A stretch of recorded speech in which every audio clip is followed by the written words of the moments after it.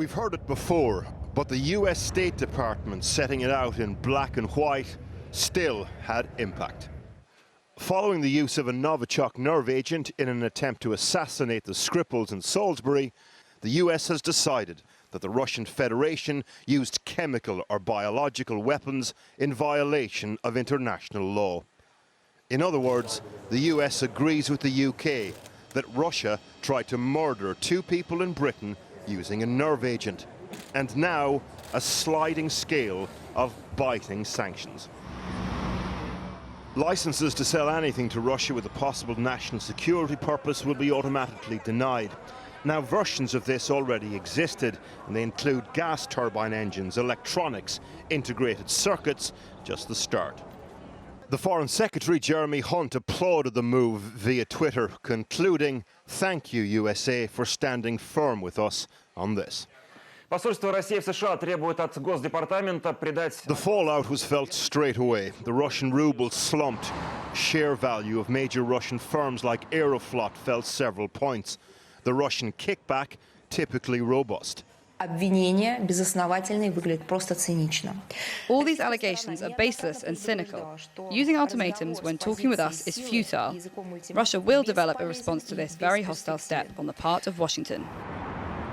The next stage of this process, though, is the one to watch. Russia has 90 days to assure the US it won't use chemical weapons, but things like on-site inspection by the UN are unlikely to materialize. So then, what? The issue is the trapdoor, stage 2.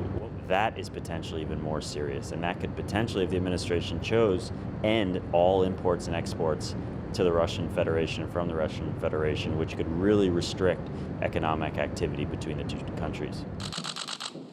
90 days could bring us smack bang into the middle of the midterms in November. Cue the Jekyll and Hyde nature of the American approach to Russia.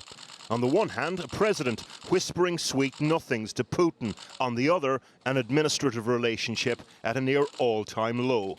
Mr. President, sir! All been played out against a fever-pitch chorus of questions to the president. Mr. President, sir! Will he, won't he, end up being interviewed by Robert Mueller as part of alleged Russian collusion with his campaign?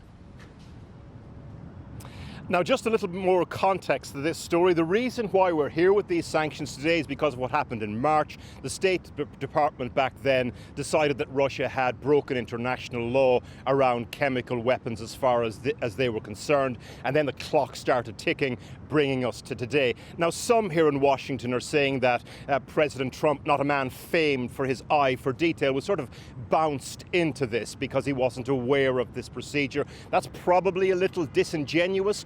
But was he waxing lyrical on Twitter over the last 48 hours about these sanctions? Absolutely not. Instead, he was taking aim again at Robert Mueller's investigation, calling it rigged, calling it illegal. And given the sort of confusing narrative around Russia and America at the moment, that is not a particularly good look for a US president.